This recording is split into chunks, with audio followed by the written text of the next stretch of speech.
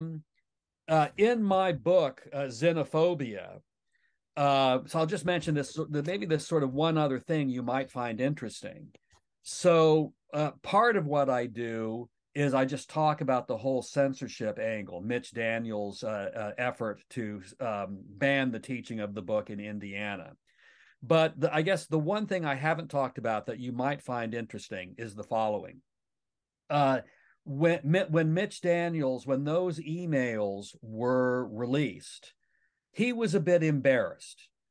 Mitch Daniels has typically gotten pretty good press. He seems to be kind of fairly highly regarded by the press. He usually is treated very well. This was one of the few times when he mostly took criticism. So even newspaper editorial writers and so on who usually support him said, yeah, this is really going too far. A governor shouldn't be meddling in what history textbooks teachers use. And Zinn is sort of a political opponent. Daniels is a fairly conservative Republican. Zinn is more on the left politically. So it's like, here's a history book by someone whose politics I disagree with. I want to ban the teaching of it. That doesn't look good. That's not a good look for Mitch Daniels. So he went on a public relations offensive to try to defend what he was doing. And the biggest thing he did was to say, you don't have to take my word for how bad this Howard Zinn book is. There are lots of prominent historians who will tell you, it's a terrible book. And so I was interested in that. He gave a list of some of these historians and other scholars who had said nasty things about Zinn. And he said, there's even a longer list I can make available on request. So I emailed him and asked for the longer list, and his secretary eventually sent it to me.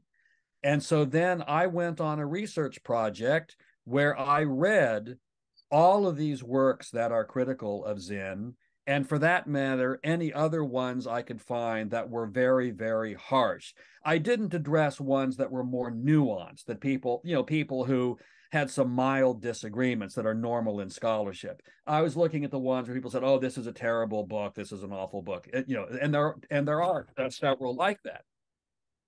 Now, before I get into my results, I just want to mention Zinn's book has been incredibly successful.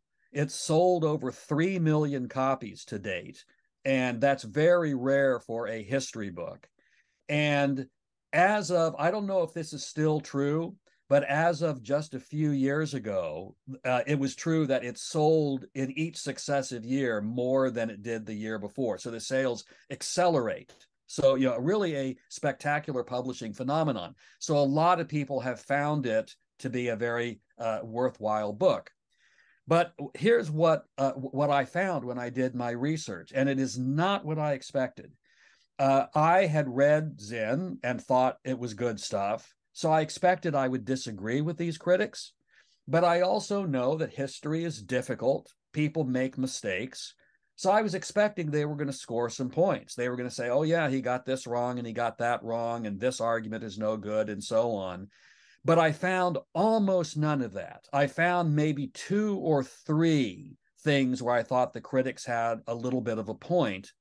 But over and over again, what I found is that what they said was not just wrong, but just spectacularly wrong.